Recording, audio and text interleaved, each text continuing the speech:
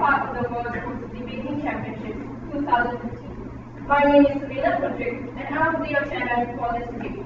Seated next to me is Lawrence Lee, who will be our timekeeper. Each speaker will have 8 minutes to make their speech.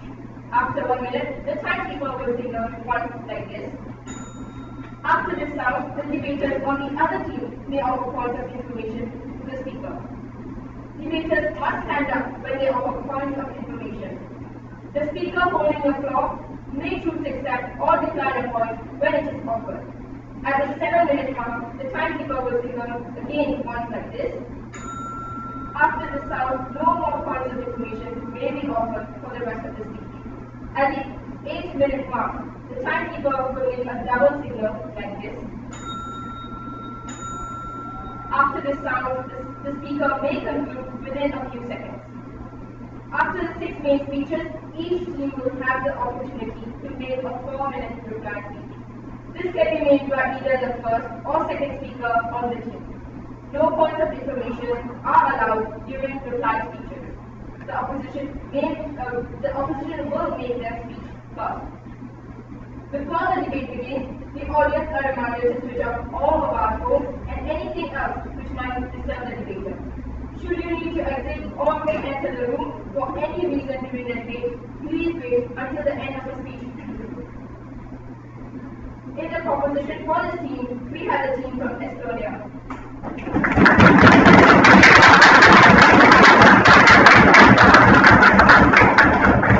The first speaker is Susanna, the second speaker is Paul, and the third speaker is Vicky.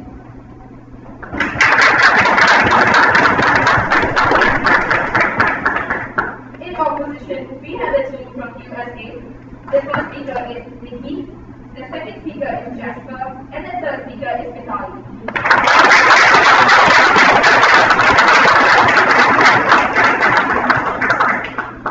The adjudicators for this debate are Mrs. Arlene Paul from Bermuda, Mrs. Diana from Slovenia, and Mr. Benjamin from Singapore.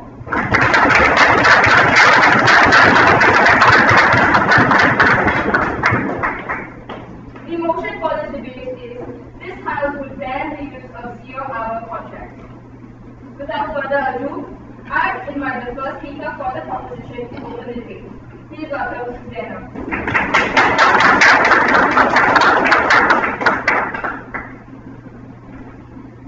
Ladies and gentlemen, the rise of 0-hour contracts in the workplace replaces the latest attack on the workers' rights, is the latest attack on the workers' dignity. 0-hour contracts cover a very large range of arrangements that mean that workers have no guaranteed weekly hours and therefore no weekly income either. This is why all the countries that do currently use 0-hour contracts, workers' unions have organized large-scale public action against the exploitation that 0-hour contracts foster and the intimidation through zeroing down the use of the management tool. I want to do 4 things in my speech today. Firstly, I want to plan an employment motion. Secondly, I want to talk about the inherent exploitative nature that 0-hour contracts have. Thirdly, I want to bring in points about people who engage in 0-hour contracts voluntarily. Fourthly, and finally, I want to talk about companies. God is going to extend our case in the second speech with market distortion. So firstly, what should we talk about? A central element of 0-hour contracts is that the employer has no obligation whatsoever to provide work for the employee, which means that the employer can effectively employ the employees with no repercussions through zeroing down their working hours. What is very implicit in the interest of this debate is that we are talking about a self-perpetuating trend, we're also talking about a self-feeding trend. As the amount of people has increased, who are on 0-hour contracts currently, has increased 5-fold in 10 years. So what do we propose to you today? After 1 year, all 0-hour contracts that exist right now should be either terminated or expired. We're very happy to provide counseling for both employers and employees should they need it. There are 2 imperatives ultimately under which banning 0-hour contracts is justified. Firstly, if it inherently allows for persistent abuse and allows exploitation on a significant scale. And secondly, it can show you that on balance the costs that inevitably come with 0-hour contracts are much more important than any benefits it may bring, whether it be some people liking the flexible system or its employers benefiting from that. Go ahead, sir. is it your expectation that all of the workers currently on zero-hour contracts will immediately transition into full-time work? But that's not immediate. They will have a year for them to make it work. But even if they can't make it work, and for some time they will be unemployed, the state is very happy to provide counseling for them as well. So on to the first argument. Zero-hour contracts, how they are inherently exploited. Firstly, we say that there is very disproportionate power dynamic between the employer and the employee, and manifests in three things. Firstly, there is no guarantee of work, as already mentioned, hence there is also no guarantee of any money. The unpredictability of income, furthermore, means that you cannot actually meaningfully save your money because you cannot know when the next paycheck is going to come. You cannot also get loans, or very often from banks, because you still need to provide some sort of evidence of your income. And also, how comfortable you can potentially feel with your income depends solely on the employer. It is not to say that the power dynamic is off. Second thing is that, furthermore, severe lack of bargaining power, or at least people perceive it that way, that they don't have any bargaining power in the workplace. People feel that they cannot demand better pay, they cannot demand better working conditions, and thank you, because they are terrified of the chance they could be zeroed out. According to Working Australia census, 24% of the employees in these contracts go to work even when they are sick. Also, they report that many find it very difficult to object when they are asked to do unpaid work from home. This is definitely not the situation, ladies and gentlemen, where coercion isn't an issue. Thirdly and finally, their pay might very well depend on this contract too. The Review Scottish Affairs Committee, where 20% of workers on 0 hours would pay less than permanent staff doing an exactly equivalent job. And this is especially perverse, ladies and gentlemen. Those are all the things the 0 hour contracts enable. And they'll tell you that you cannot actually check, that you cannot regulate. If you have 0 hour contracts in place, there is always a chance all those things might happen. All these things show that there is no guarantee that you will get what you consider basic living standards that more people should have. So, second argument, about the people who are on 0 hour contracts voluntarily. So once we ban 0 hour contracts, there will be some unemployment at first, if you grant you that.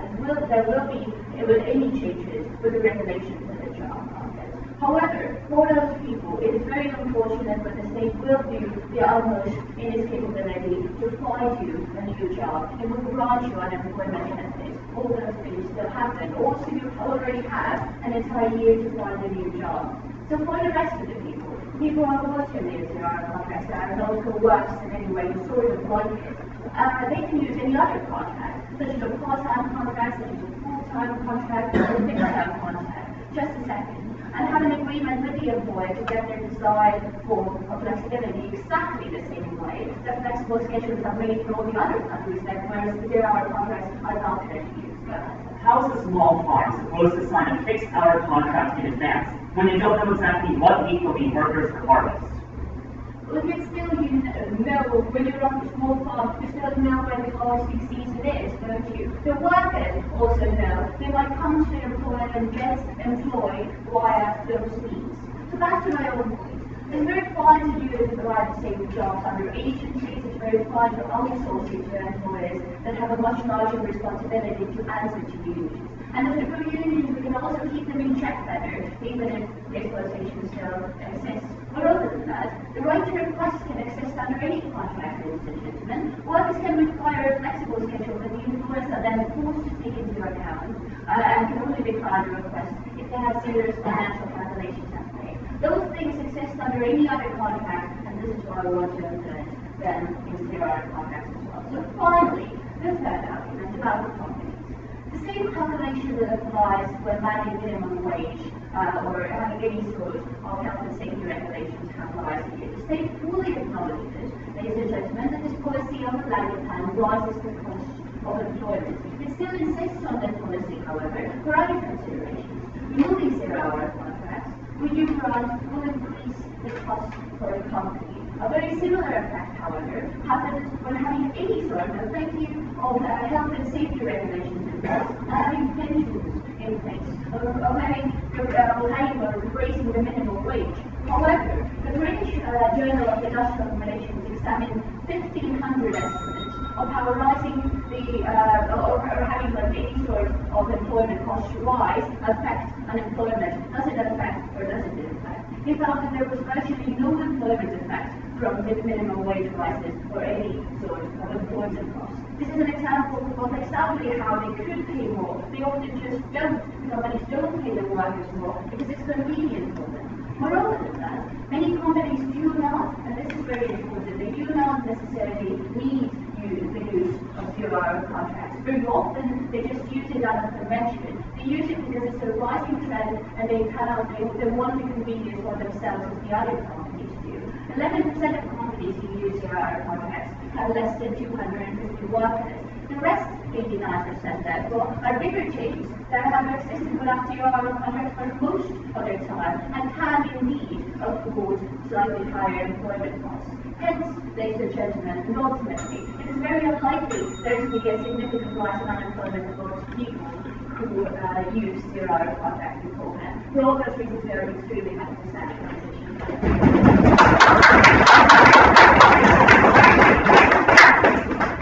Speakers for 4 minutes, 13 seconds.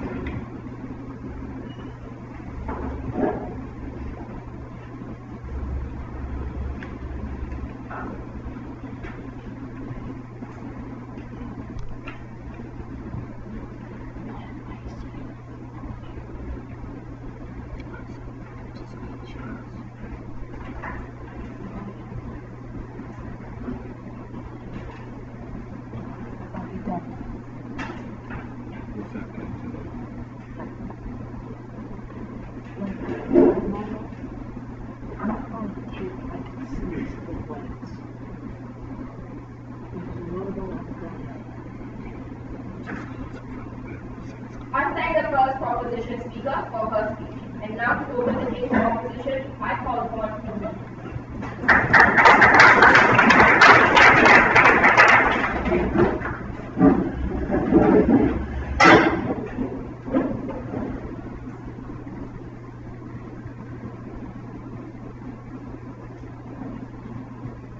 We applaud Team Proposition's commitment to workers' rights. What we tell you is that if you truly care about these workers, you must take the time to listen to their stories. And the story of the zero-hour contract is the story of a single mother who cannot work a fixed-hours contract, who does not know when her 3-year-old daughter needs her. The story of a zero-hour contract is the story of that mother who no longer needs to choose between the job that lets her feed her daughter and having the time to be at the dinner table with her child. We believe in the principle of freedom through flexibility, and that is why we oppose.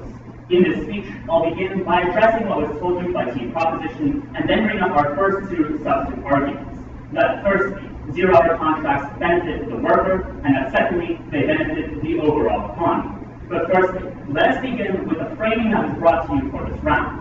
We want to make clear that we explicitly defend the UK model of zero-hour contracts. We understand there are a number of different systems throughout the world, and we do not believe we can have a debate about 8 different methods at once. As such, we explicitly defend the UK model as set forth in the 2015 Investment Opportunities and Enterprise Act. Now, on the model that they present, what we argue is that this round is about a ban and whether it would improve conditions. When they talk about things such as workers' counseling or helping to find better jobs, we would absolutely say that we should do these programs as well. However, there's no reason why we have to ban zero-hour contracts in order to have better unemployment benefits or counseling. So we don't think that's any real reason to support the proposition. Furthermore, we believe that they are misframing this round. The job of the proposition is not to prove that there are problems with zero-hour contracts, but rather that implementing a ban would improve conditions for these workers. We think if we can show that implementing a ban makes it worse for these workers, then their points about zero-hour contracts not being perfect are simply irrelevant to this round. And we do not think that any of their arguments truly speak to that burden. So let's look at what Team Proposition told you. Firstly, they tell you that it's inherently exclusionary because there's a power imbalance. But what we would like to remind you is that it goes both ways. Much like employers aren't obligated to offer hours, workers aren't obligated to accept them. And what we tell you is that workers can take out as many zero-hour contracts as they want, meaning that they can take hours that they want when offered, and they can decline hours that do not work for them. We think this gives workers more power, not less power, than a traditional contract. Then what they tell you is that these workers will somehow get better jobs, will get fixed-time jobs. What we tell you is that this is impossible, and here's why. First, we think that many jobs that are currently worked by zero-hour contracts cannot be filled by 4 part-time jobs. For instance, we think in agriculture, when you need workers for 1 week during harvest, but due to weather conditions, you don't know exactly when that week will be, you can't hire your entire farm staff for 3 months on a part-time contract. You need to hire them right then, and that's why you need zero-hour contracts. Furthermore, what we believe is that when you take away zero-hour contracts, you do not lead to better full-time jobs, you lead to illegal work. And here's why. Banning zero-hour contracts does not take away the demand for flexible work. We believe that companies have an inherent demand for flexible work and that they need this work to function. If they cannot get it legally through zero-hour contracts, we think they will turn to illegal labor. And this is what we see throughout the world. One second. Where agricultural, tourism, and construction sectors, like in the United States, or countries that don't have zero-hour contracts, overwhelmingly rely on illegal workers in order to meet their flexible work demands. Yes? Should we also abolish all health and safety regulations because they also make it more likely that illegal labor will occur? No. What we tell you is that there's nothing about safety regulations that makes certain work impossible. We think that a farm can have safety regulations. What we tell you is that zero-hour contract jobs and full-time jobs are two completely different spheres of employment. It's not that it makes it more costly for the company or more difficult for the company. It's that you cannot meet the demands that zero-hour contracts fill with part-time contracts. And that's why we think it will lead to illegal labor. So now, allow me to present the first substantive argument on team opposition, which is that zero-hour contracts benefit the workers. Again, the fundamental assumption of team proposition is that if we ban zero-hour contracts, it will lead to better jobs for these workers. And we believe that both of our substantive arguments directly tell you why this is not true. First, we think that zero-hour contracts are far better than the alternatives. What zero-hour contracts offer you is they offer you a safe, regulated workspace, and they offer you a flexible way to make money and support yourself on your own time. We believe that zero-hour contracts offer all of these benefits like any other job. We think that the true alternatives to zero-hour contracts are not full-time jobs, but rather either unemployment or illegal work. We think that in either of these circumstances, you don't get any of the benefits that zero-hour contracts offer, such as safety, minimum wage, the right to sue your employer for discrimination, and workplace safety regulations. We think that all of these are destroyed when you create increased demand for illegal work. And additionally, we believe that for many workers, zero-hour contracts are preferable to full-time or part-time jobs. What we tell you is that for those people who are in between sectors of work and are trying to sample multiple jobs to decide which ones to pursue full-time, or those workers who are in schooling for additional training to move into a different sphere and need to work a job in unpredictable hours on the side, these workers have no way to meet these needs through fixed-hour contracts, and instead would prefer zero-hour contracts to any other. And this is why, according to the UK Bureau of Labour Statistics, 80% of those workers on a zero-hour contract are satisfied with their job. They do not want a different job, and they do not want a new job. We say anytime you are destroying the happiness and success of the vast majority of workers on these contracts in the name of human rights, then you are just wrong. Secondly, our second scientific argument is that this benefits the broader economy. What we believe is that there are many jobs that have fluctuating demand, not just month to month, but day to day, and that these jobs require flexible labor that can only either be met through zero-hour contracts or through illegal work. Let's look at this in terms of agriculture. What we tell you is that within agricultural spheres, there is huge variance as the amount of work that's needed. During harvest time, you need 6, 7, or 8 times as many workers as you did the week before when you were simply monitoring and watering crops. But what we tell you is that the nature of agriculture is that you cannot perfectly predict ahead of time when you will need this labor. You can't perfectly predict the weather. I wish we could, but we can't. The reality is, 1 week, you suddenly need far more workers.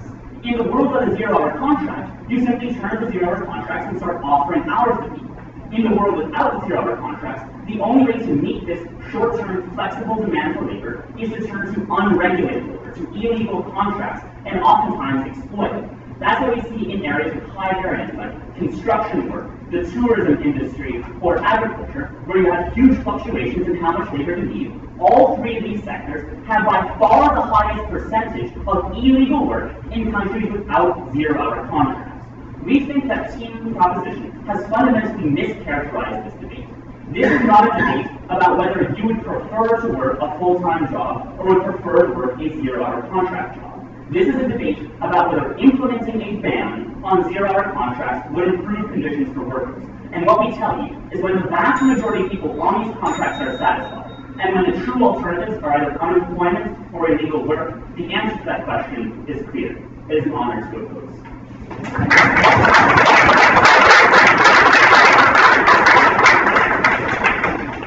Speakers spoke for 8 minutes, 15 seconds.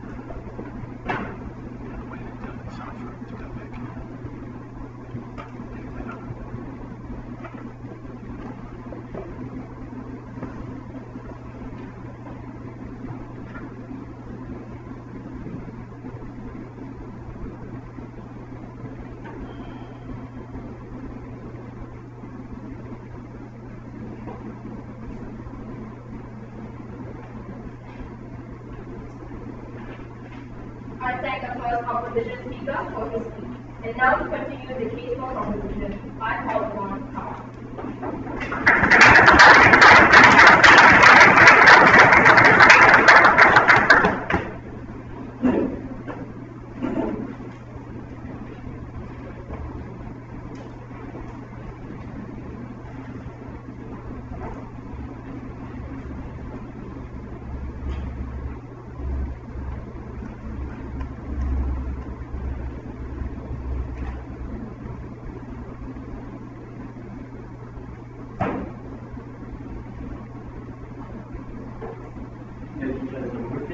Take this debate, even if we don't manage to prove that everyone will benefit from zero contracts, right? We think our burden in this debate is to show that if the majority of people who are on zero contracts, if they suffer, then the ban is justified, even if some farmers and single mothers like it, right? I would like to do three things. Like, firstly, clarify the whole situation about the model.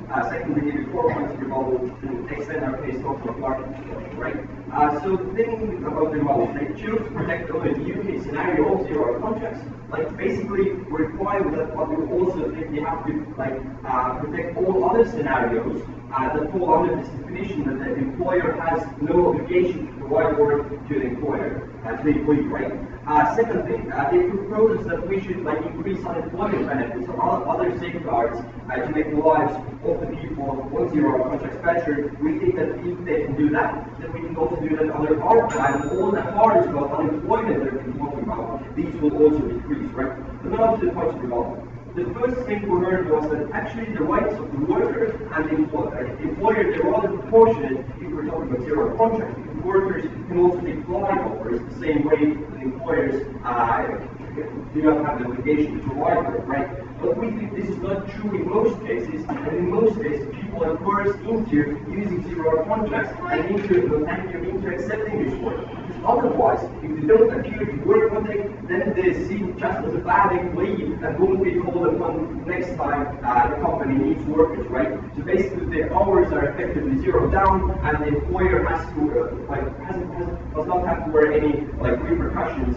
or anything like that, and at the same time the worker won't get anything in return, right? The second thing is they told us that people now won't get better contracts. For example, in agriculture, then you should only get to know, for example, 1 week advance when you need workers, right?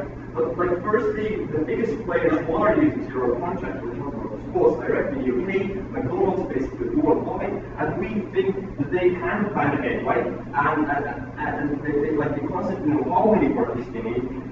Like we're talking with companies who are in retail, within plastic businesses, banking, hotels, they basically can make long-term contracts, full-time contracts with their workers, right? But furthermore, if they want to talk about farmers, we think there are perfect alternatives for farmers. For example, they can make fixed-term contracts, and the employee gets paid once the job is done. Furthermore, we think companies can outsource workers. So, for example, instead of employing a farmer to work for 1 week, you can basically outsource that work from another company that basically looks for these farmers, right? If they want to talk about the legal work, we think this is not exclusive to zero-hour contracts, and we can deal with that separately, right?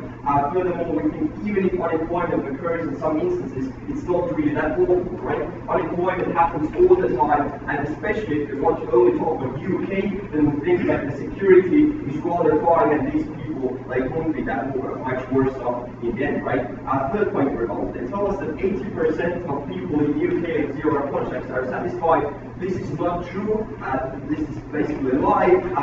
Thank you. Furthermore, we tell them that in Scotland, people on zero-hour contracts earn 20% less than the people on full-time contracts on the full job, right? No, thank you. Furthermore, we tell them that in most countries, they're not using zero-hour contracts, right? There's only 4 big players who are using them, and all these other countries are rather fine, so we don't think that companies need them that desperately, or that people need them that desperately. Plus, there's been a huge, rapid increase in the use of zero-hour contracts.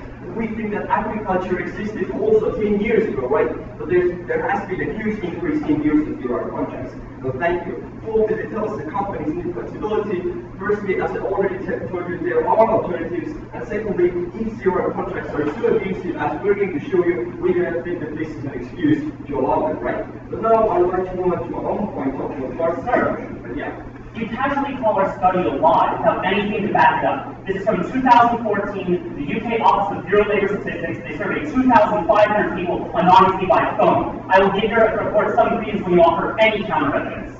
Okay, the pure fact that the pool of people was 2,500 is already a problem, and we can get all the other examples we have to show that these people are not happy with this, right? But furthermore, even if they are happy, thank you, this is still not an excuse to allow these projects, because some people will also be happy to work without health and safety regulations, without minimum wage and things like that. So we think that in some cases the state can make decisions for citizens if they don't make this decision on their own, right? Now to my own point, I'm going to basically do two things. I'm going to show you why zero contracts are increasing as a self-making trend, and secondly, why they are harmful for the economy in the long term, right? So we acknowledge that some people like zero contracts and they have often chosen them voluntarily, and some people were just forced into using them, right? So this proportion depends on the country. In most cases, there are more people who dislike them, right? There have been massive strikes in New Zealand, for example. But we think that this situation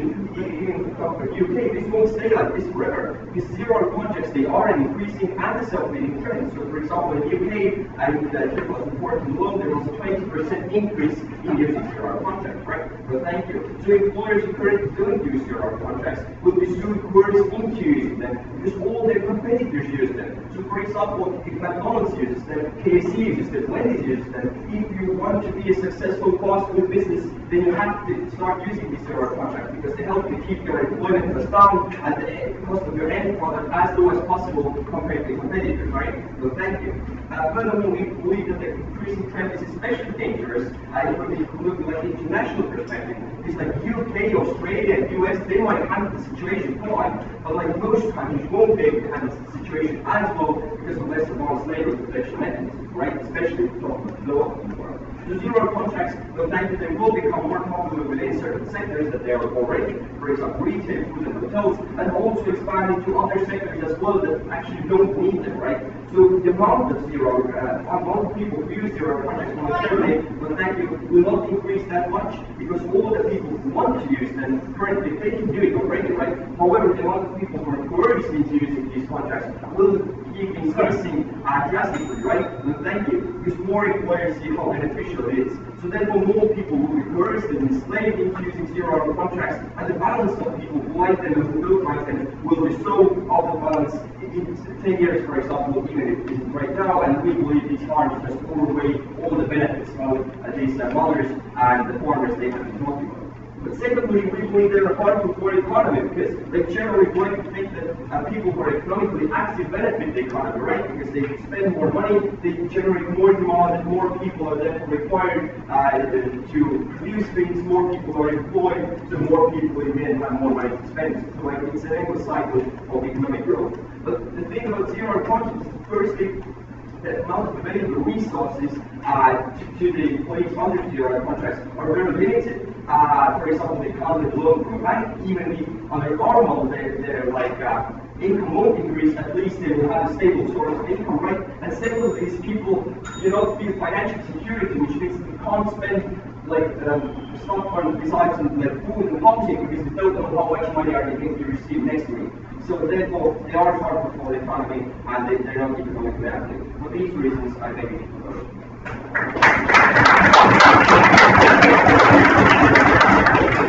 You can go for 8 minutes, 18 seconds.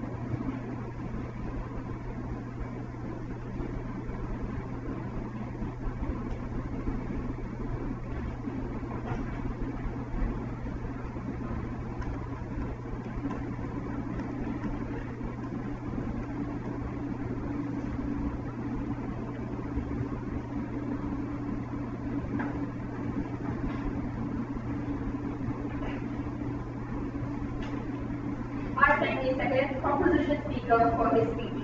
And now to continue the case for the opposition, I call upon Jasper.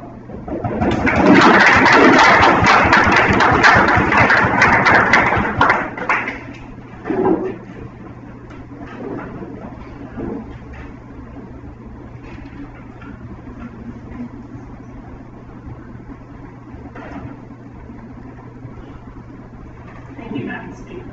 Team Estonia say they want to help the majority of workers. But let's listen to what the majority of workers have to say about zero-hours contracts.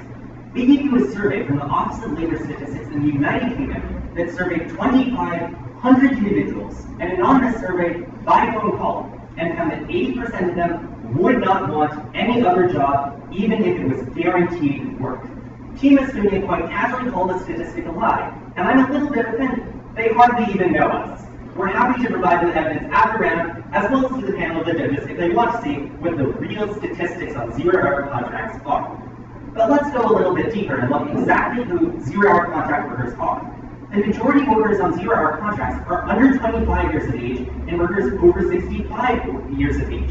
These are not workers who've been in the labor market for a lot of time. Instead, they're unskilled workers who want a jump into the market, a way to help out their incomes in order to supply food for themselves, their families, and pay for things like tuition and pensions. Now, I think it's quite interesting under their side of the house that they quite easily brush off our arguments by saying, other countries don't have zero-hour contracts, so it seems like businesses can deal with it. But what we told you in first opposition was very clear. In countries like the United States without zero-hour contracts, the majority of sectors like tourism, agriculture, and retail use illegal labor. In other words, workers who might otherwise get all the benefits of a contract, like pensions, healthcare, and anti-discrimination laws, are left unemployed, with illegal labor taking up the vast majority of all of these jobs. So they can't say the alternative is a full-time and part-time job when reality disproves their claim. 3 things in this speech. First, why zero-hour contracts are not exploitable. Second, why the alternative is illegal labor and why we better help workers. And finally, our third substantive argument about how this helps marginalized groups. On the first, about how zero-hour contracts are not exploited. They say in their speech that there is an imbalance of power between the worker and the employer. But what we told you is, if workers feel as though their employer is abusing them and taking away hours, they can take out multiple zero-hour contracts, taking the hours that they want from whichever employers that they want. Furthermore, they say in New Zealand, there are massive protests against zero-hour contracts. That's funny, because in New Zealand, the parliament is due to vote in the next quarter on a massive reform package on zero-hour contracts that would give all the benefits of the UK system that the United Kingdom adopted in May 26, 2015. What we're going to tell you is very clear. The solution isn't to ban all zero-hour contracts. Instead, the solution is more reform. Now, second, why the alternative is illegal labor and why we offer better protection for workers. Now, what we told you is that in sectors like retail, tourism, and agriculture, there is a vast demand for flexible labor. And even if they ban zero-hour contracts, that demand doesn't go away. Instead, what we told you is, because companies care about their profits, they'll turn to illegal labor, because it's easy for them to circumvent the laws and pick up illegal workers. Now, their only answer to this is, well, if companies have to provide healthcare to their workers, anti-discrimination laws, and a minimum wage, why don't they turn to illegal labor? And the answer is, because those aren't dependent on their workforce. The vast majority of the workforce in these sectors is on zero-hour contracts. And if companies ban them, they have no alternative. So we think that that's absolutely absurd. Side proposition wants to cast all the single mothers, elderly pensioners, students who need a way to pay for their college funds to the wind. Now, what we're going to tell you is very clear. These people need zero-hour contracts, and a ban will lead to unemployment. Alternatives like counseling are not enough. You can counsel someone who's unemployed, but they won't be able to put a paycheck on the table for their families. And that is not enough. Instead, on our side, we suggest that we can offer all of the alternatives of side proposition. We can offer them counsel. We can increase unemployment benefits. But what we will not do is intentionally unemploy all of these people when companies will not replace their work. To explain this a little bit further, here's the distinction between full-time work and zero-hour contracts. But I hear dissent. If zero-hour contracts are all fully consensual and everyone likes them, why do 20% of the workers in Scotland who are in some 0 hours, 20% less than the person is doing the exact same job? Because zero-hour contracts offer you flexible work. You can take the hours you want, you can take the pay that you want. Not everyone on a zero-hour contract wants a full-time job and a salary of a full-time job. Some people, like students and pensioners, just want a supplemental income that they can use to pay for their monthly costs. We think that it's absurd that you would suggest that every single worker absolutely desires the income of a full-time job. But here's the distinction between full-time work and zero-hours contracts. When you're on full-time work, companies can easily predict when you will come in for work. That's why for occupations like teaching, companies and governments often turn to full-time contracts, because they know that their employees will come in guaranteed. But on 0 hours contracts, employers don't know if workers will come in. And that's extremely important, because companies that are putting workers on 0 hour contracts recognize that it's necessary for their business. They wouldn't want a full-time worker. Instead, because their hours are unpredictable. Instead, they put people on 0 hours contracts because they know it's what the workers want and what's necessary for their business. Now here's our third substantive argument about how this helps marginalized groups. Now we told you at the beginning of this speech that 0 hours contracts aren't for workers who've been in the labor force for years or for decades. Instead, they're more often for specialized groups of workers who want to jump into the market or supplemental income. And here are 3 of those groups. The first are students.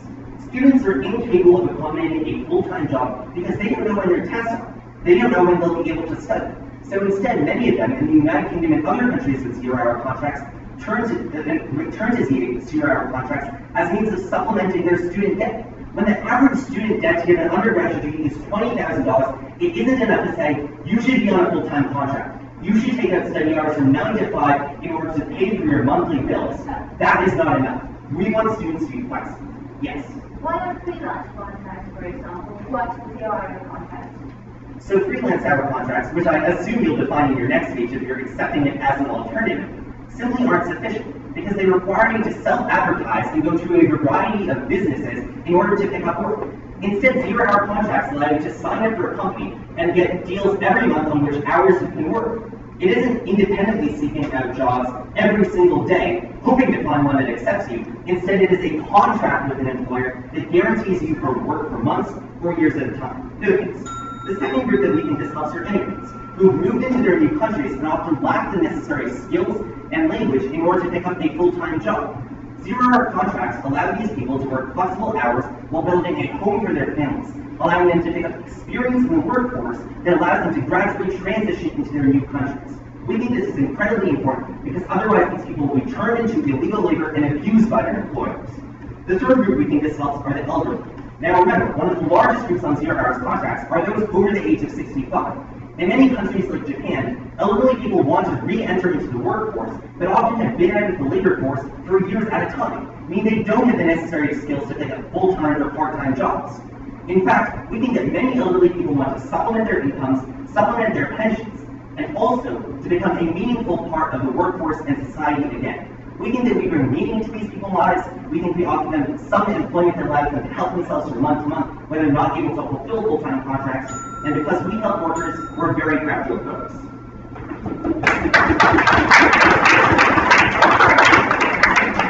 You will speak for 8 minutes, 5 seconds.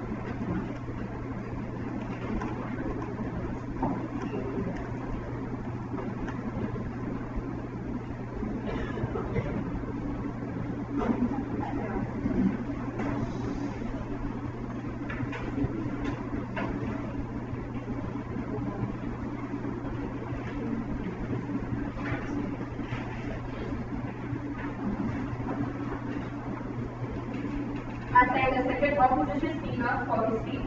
And now to continue the case on the proposition, I call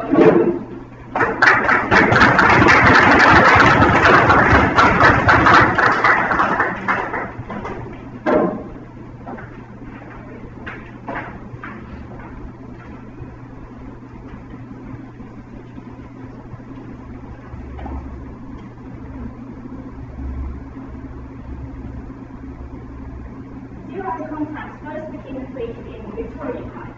And since these Victorian times, labour unions have been fighting against them.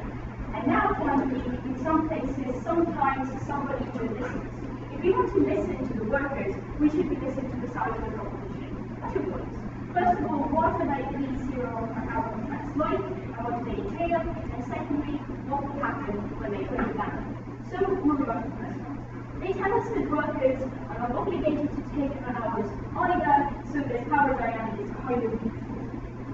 They put this example of this single mother, and we want to tell them that it doesn't make sense that that single mother actually has any chance to meaningfully refuse.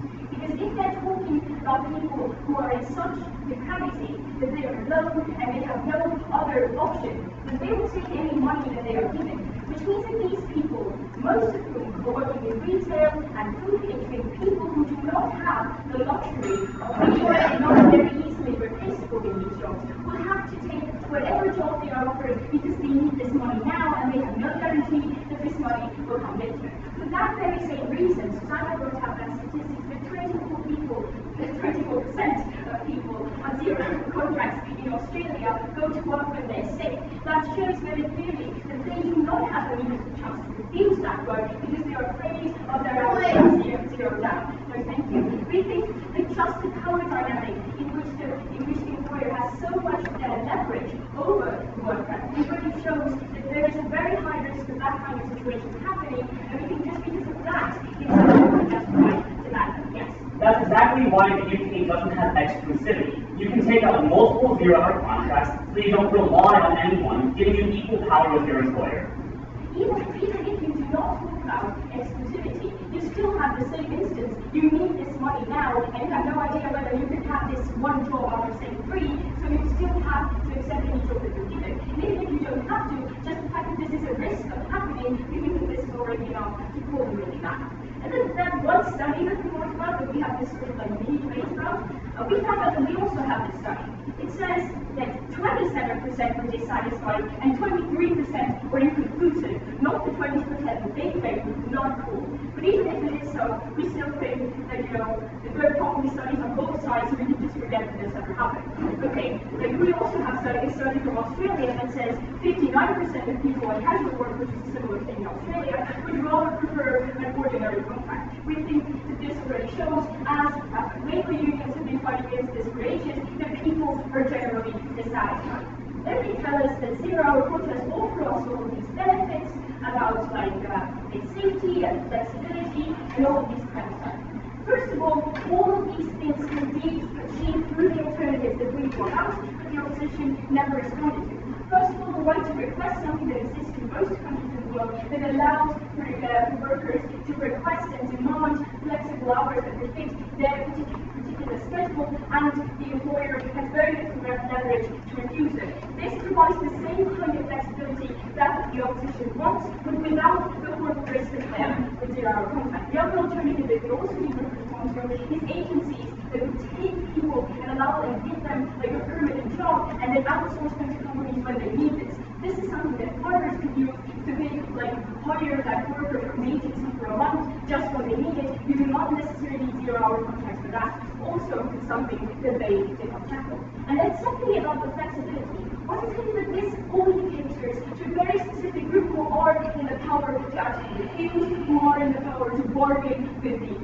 employer? He said that this is not most of the people, because most of the people who work on zero-hour contracts work in retail and food. That's 59%, right? And this is no statistics to probably now is even more. These are not the people who are in a position to be very much able to bargain with the employer, because these are usually the people who are working for something close to the minimum wage, who are not in a position to have a lot of leverage. And these are the people who, for example, in Scottish McDonald's chains, one out of every 1 out of 2 people who worked in that McDonald's chain worked for less than a minimum wage. They do not have a meaningful chance to report on this stuff because they're so afraid of their hours being zeroed down. And secondly, also in Australia, a study showed that people on zero-hour contracts were twice more likely to report that they're not being able to cover their basic life expenses because these contracts offer them so little. Because this itself already shows that people are extremely dissatisfied, and these contracts create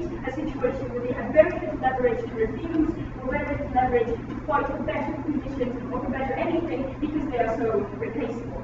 Now, also, then they talk about students and immigrants and the elderly. So let's first of all talk about students. Student unemployment in the Czech Republic and Malta, in the Baltics, is a lot lower than in the UK, even though these areas are otherwise less economically prosperous. This shows that there is not necessarily a correlation between having zero-hour contracts and having student unemployment. Students can use the alternatives that we propose. Again, they do not necessarily need these contracts to survive. And also about immigrants and the elderly, again, they can use the same contracts, and any regulation on the labour market could also potentially harm people, such as raising the minimum wage, could also potentially harm people and be unemployed for a while, but we still do it because there are other considerations. Second point, what will happen once we do that?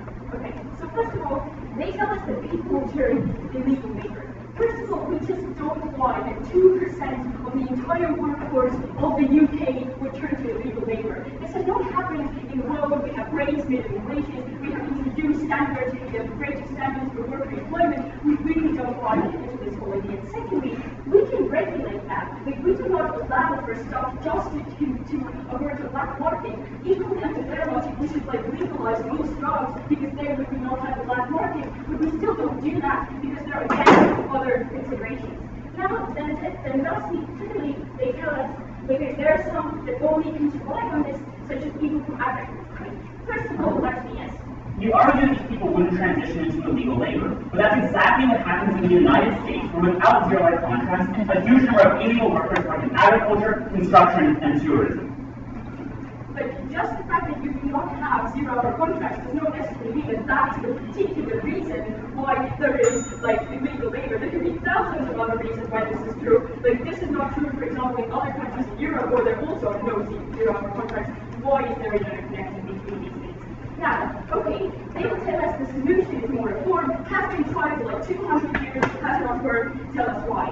Then they tell us there's going to be more unemployment and some areas such as agriculture rely on this. First of all, agriculture is a small minority. Most of the people, 59% of people who work on this, work in retail and these kind of areas. And secondly, we think that even if there is going to be more unemployment, which we don't believe will happen because it never happened when raising the minimum wage, which is pretty much analogous for the employer, the cost will rise, but still, like in most areas, for example, in Pennsylvania and New Jersey, unemployment or the minimum wage was in one of them it was made higher than the other it wasn't, but there was no meaningful change in unemployment. We think the same will happen again. Companies will just have to deal with that. But secondly, and more importantly, even if right now it might be so that many people like on these, the trend is so that soon nobody will have any meaningful chance to refuse because the trend is going to workers. For all of these reasons, please vote for us.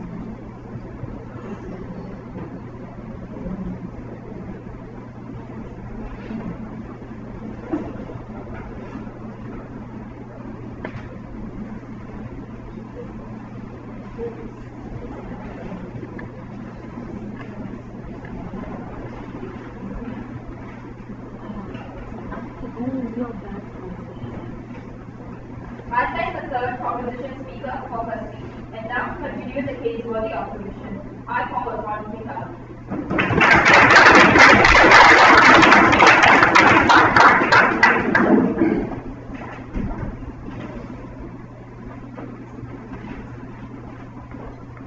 If side proposition is so concerned with the workers, let's listen to them.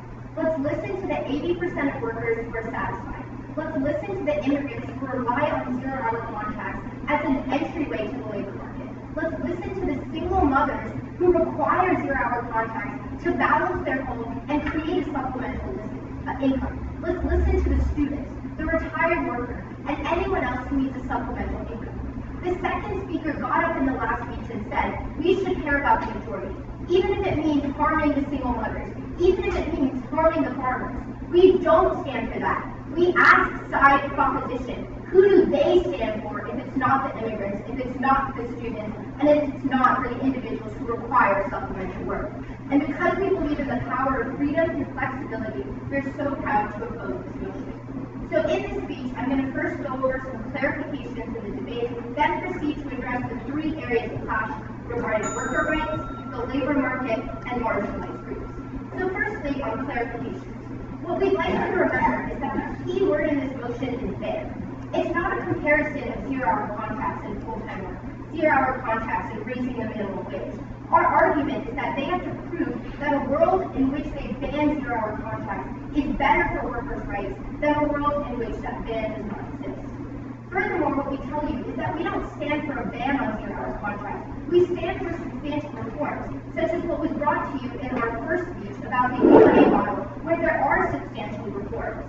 Furthermore, what we tell you is that zero-hour contracts are different than alternatives like raising the minimum wage, counseling. All of these things seem to be new additions to their model, but also what we tell you is that they're not exclusive to their side of the house. We can also engage in counseling, etc., but what we don't stand for is a ban on zero-hour contracts, and I'm going to tell you exactly why to the three layers of clash. Firstly, on workers' rights. What we tell you is that zero-hour contracts are better than zero rights. You seem eager to criticize zero-hour contracts, but we ask side proposition, how would they find jobs for the millions of workers who require zero-hour contracts? If they're only standing for things like counseling, we don't see that sufficient.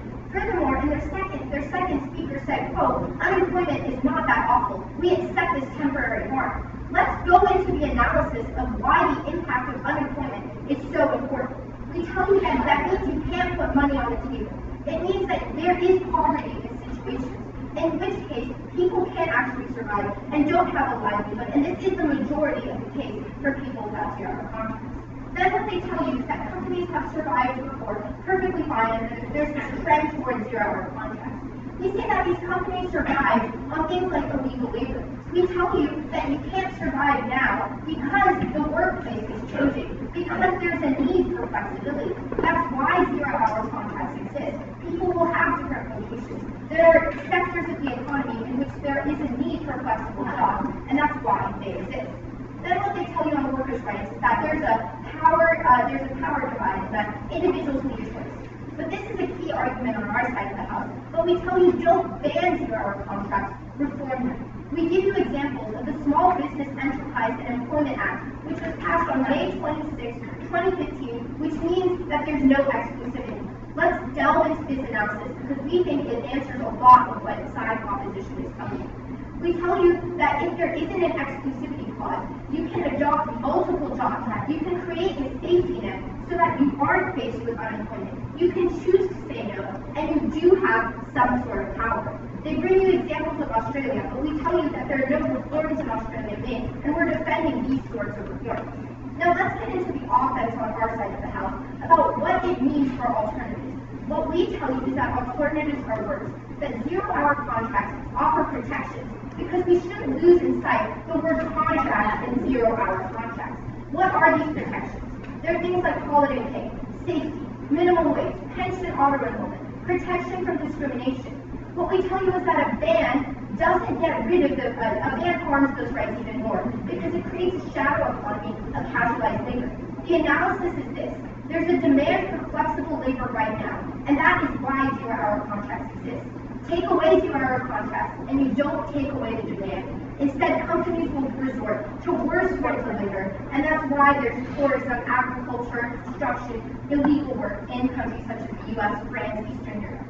As the right for flexibility sits under any contract, you have your desired flexibility. What is the specific element in zero-hour contracts that you cannot replace under any contract? Sure. What we tell you is that zero-hour contracts require things like flexible demand. They require that if the labor market is changing, employers may only need certain employees at certain times. What we tell you is that there's an element of choice because employees can decide, I want to work now, I don't want to work now. The student can say, I have an exam, I can't work, but they can accept multiple jobs so that they don't have one carrying them down. Furthermore, what we tell you is that 80% of people don't want another job, and that is what our study is from the Office of Labor Statistics. Now, let's move on to the second area of clash, regarding the economy. They tell you that zero-hour contracts are increasing a trend and replacing full-time jobs. What we tell you is that companies still need flexible work. They won't just reject every single employee if they need the work. Furthermore, what we tell you is that zero-hour contracts don't replace full-time jobs. There's no analysis on their side of the house, whereas we tell you that zero-hour contracts supplement, not supplant jobs. Remember our arguments about why a lot of people on zero-hour contracts are below 25 or above 65 who require this additional income. Furthermore, what we tell you is that there's seasonal needs, such as market shifts, that require this sort of on-call flexibility. Also, they say that other companies will address this trend. But the analysis behind that is that companies are profit-driven, that they demand flexible work. That sounds like the analysis about why companies will just resort to outsourcing or resort to illegal labor on our side of the house. Now, let's go to the third and final area of clash regarding marginalized groups. Yes? Having a living wage, having some sort of regulations on workers' conditions also potentially could make less employment, which also got all of these things. Our argument is not that we're defending some sort of extensive countermodel. We're just saying we should reform zero-hour contracts so that there are more protections, so that the exclusivity clause is banned, etc. If you're defending for those things, then you stand for unemployment as well. So on this third clash point of marginalized groups, we think that side proposition hasn't addressed this. We tell you that students require flexibility so that they can help pay for their tuition, so that they can have this additional income. We tell you about immigrants who require additional income to enter the workplace. Zero-hour contracts allow for an access to the workplace. They tell you that these marginalized groups will be scared to speak out. What we tell you is that because it's a contract, there are protections. Discriminated groups, marginalized groups can sue if they're unfairly harmed. So at the end of this debate, you have to look at two worlds. A world with zero-hour contracts and a world where it's banned. A world of workers' rights or casualized labor. A world of flexibility or unemployment. A world of opportunity or cyclical poverty. And because we believe that zero-hour contracts are better than zero rights, better than zero money, and better than zero opportunities, we are so proud to stand in opposition.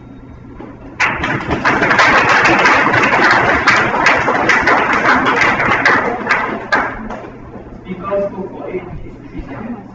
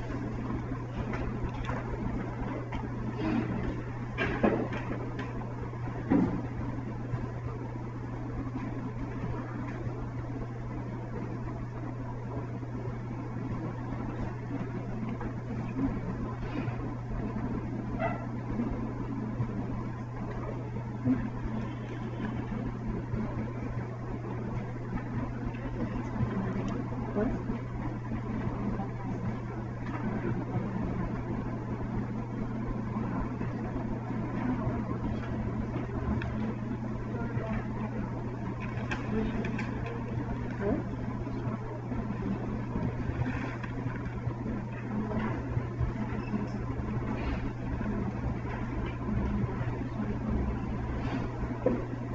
thank the third opposition speaker for her speech. We will now move on to the team's 4-minute concluding reply speeches. The opposition will deliver their reply speech first. There are no points of information during reply speeches. After 3 minutes, the timekeeper will signal 1 to let the speaker know that they have 1 minute left. After 4 minutes, the timekeeper will signal twice. To deliver the opposition's reply speech, I call upon the team.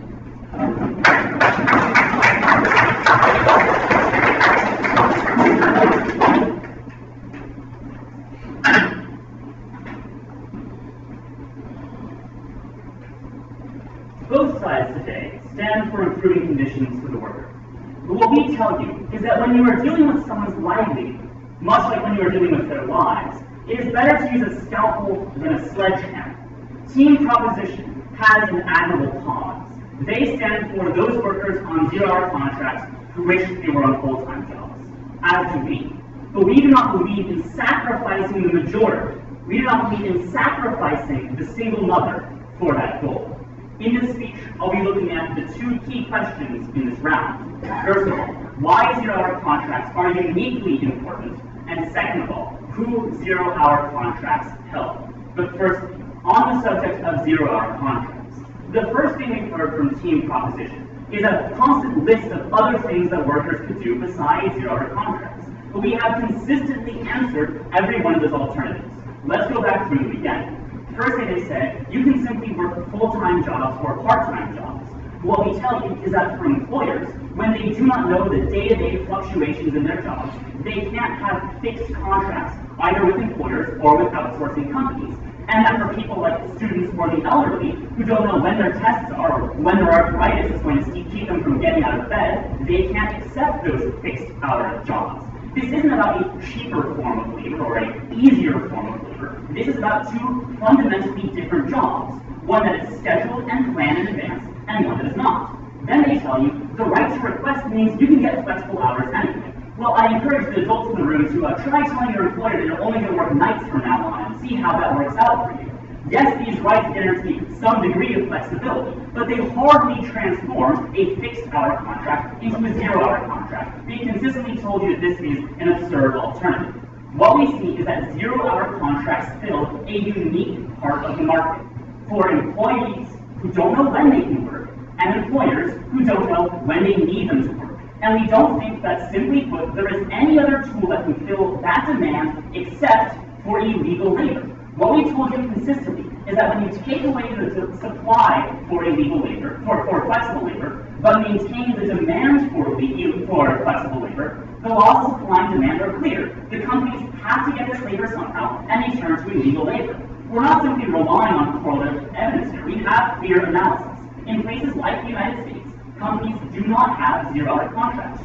So, if you suddenly have 3 times booking for your hotel in 2 days, what do? You hire illegal labor. You don't have contracts, you don't have protections, you don't have minimum wage. The only way to meet that demand is with illegal labor. And that's why flexible sectors like construction, agriculture, and tourism have the highest illegal immigrant labor rates anywhere of any sector, not just in the US, but in France, in Italy, in Eastern Europe, and around the world. And we think that is the world where you deny 0-hour contracts. But secondly, we ask, who do 0-hour contracts help?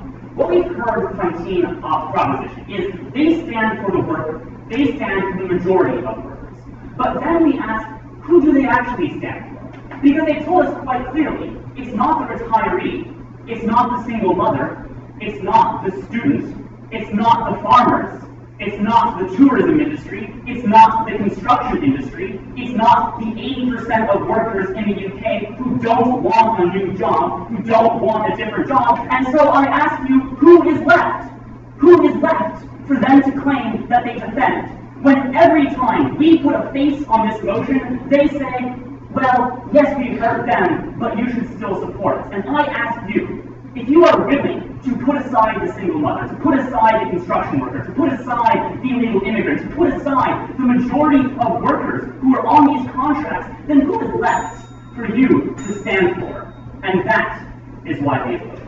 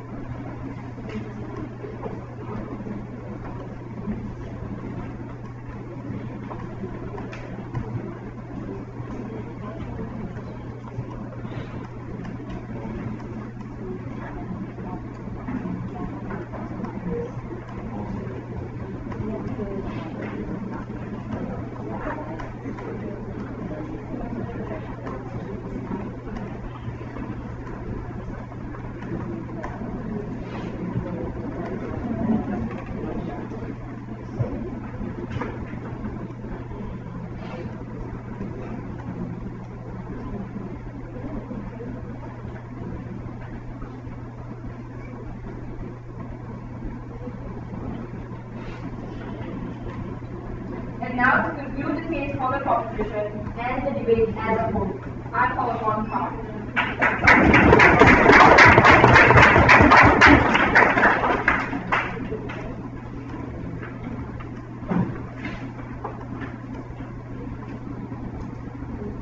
Mr. Speaker, I find it awfully funny that the opposition is supplying with extremely tough regulations to avoid abuse. At the same time, they say that employers need immense flexibility because otherwise most of Europe is going to be unemployed, is going to be employed illegally, right? At the same time, they tell you that they can regulate the job market so that no one will suffer from abuse with zero-hour contracts, but they can never regulate the legal job market, right? We think this is just not true. I would like to talk about two things. Firstly, the outcomes of our plan, but before that, basically why these zero-hour contracts are abusive in nature, why they zero-hour contracts are bad. So the first thing is that these employers, they simply have too much power. This results in the fact that it's really, really hard for the employees to report abuse because they have no job security, right? So effectively, they can just get fired if they demand for better working conditions. Team opposition tells us that, well, these people can just get more zero-hour contracts, so they will be less dependent on these abusive employers, right? Firstly, simply we believe this doesn't justify abuse. Secondly, many employers very often forbid having multiple zero-hour contracts in the first place, right? And third, that these people can't really exercise these multiple contracts because they have to be ready on call to appear to one place, right?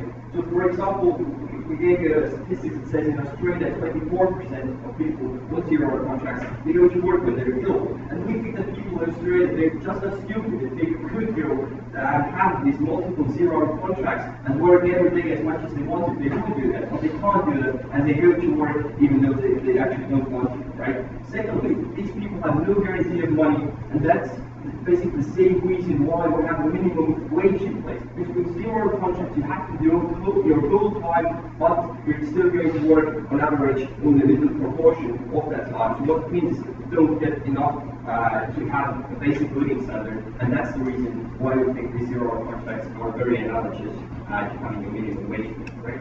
But the second thing about outcomes. Firstly, group of people who use these contracts voluntarily, we think they're very likely to get proper contracts, right? Because they have the skills, they have experience, and they have the relations with their employers, we think they will be fine.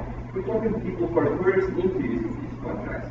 They'll be firstly, it's very likely that McDonald's, for example, or companies like Sports they just won't shut down their whole business, right? They're more likely to afford a slight increase in revenue, and we think that these people won't be unemployed. But even if they are going to be unemployed, we just don't it automatically means that they will be unemployed. However, they can still get a job. Furthermore, we think the team opposition has mischaracterized the situation, and these stay-at-home moms or single moms or farmers, for example, they're not the majority of people who use zero-hour contracts. Because as Vicky already mentioned, 59% of people in the UK who use zero-hour contracts, they could basically just get full-time contracts because they're working in retail and food business, right?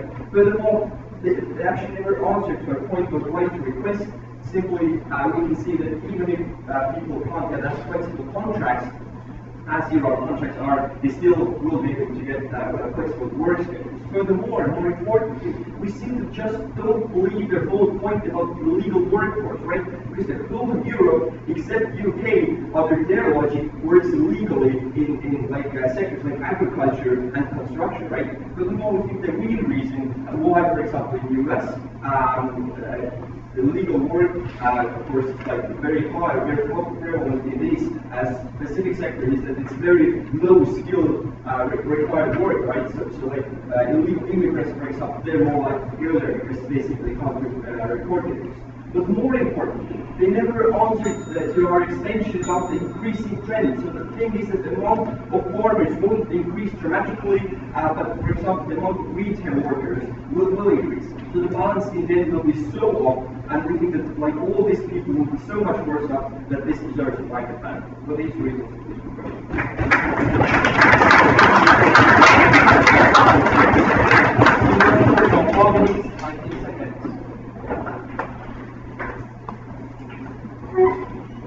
Ladies and gentlemen, the adjudicator will now complete their spotting and then retire from the group to discuss the debate. They will return shortly to announce the results of the debate. Please stay in this area and do not disturb the adjudicators while they are conferring.